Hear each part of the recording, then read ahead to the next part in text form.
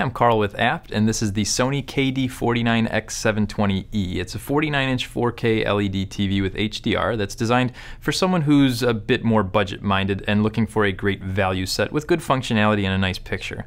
We'll start off looking at the design. It's got a nice thin bezel, as we've come to see on really all the new sets from Sony, and the pedestal is compact, so it's easy to fit on a table that isn't quite as wide as the TV itself. It's not fancy, but it holds the TV upright, which is exactly what you want it to do, and the legs are thin, so they really kind of disappear when you're watching a program. If you look at the TV from the side, at the top it's really thin, but as you get towards the bottom, you're going to see it bump out to accommodate the inputs. You get 3 HDMI inputs that are all HDCP 2.2 and CEC compliant, and one acts as an audio return channel. 2 are on the side, which is nice, but one is straight out of the back of the TV. It's great that there's 3, but I kind of wish all 3 were side facing. It just seems to make installation a little easier if you're mounting the TV on the wall. But it does indent a little bit, so it's not quite that bad. Now, there's also 3 USB inputs. You get a hybrid component composite input and an Ethernet connection if you don't want to or you can't use the TV's Wi-Fi. You also get an optical output if you want to run audio out of the TV to a soundbar or a different type of sound system, and you get a headphone output as well.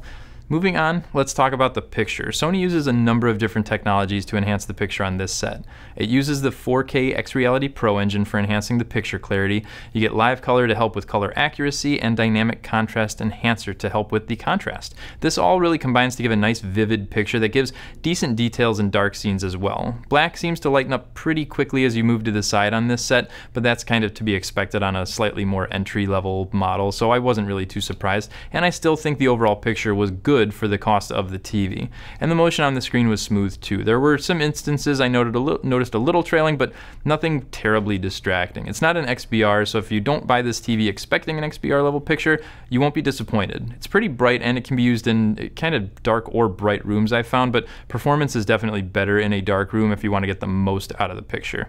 Sound is the next thing to go over, and just like on most all the new TVs out there, this will definitely benefit from adding a soundbar or hooking up to a surround system. It's got a 20-watt sound system that really doesn't do the picture justice, but like I said, it's how most all the new TVs are. Lastly, we've got the smart features. This TV uses a Linux-based platform, which is nice, but I don't like it quite as much as the Android system on the XBR sets. That being said, operating the apps and going from menu to menu is pretty smooth, and you have access to a big app catalog too. And the way to navigate through all these menus and apps is with the remote. It's a pretty standard looking remote for Sony. It doesn't have voice controls built in, but it's got some shortcut buttons for YouTube and Netflix, which I think is nice. So, like I said before, if you purchase this TV expecting a solid, reasonably priced 4K HDR set, I think you're going to be happy. Colors were realistic and the contrast allowed for good details in the dark scenes. For more details on this TV, you can always click on the link in the description, and if you have any questions, you can call in to speak with one of our sales professionals or leave them in the comments section. As always, thank you for watching our video, and remember to subscribe to see videos on all the great products we carry here at Apt.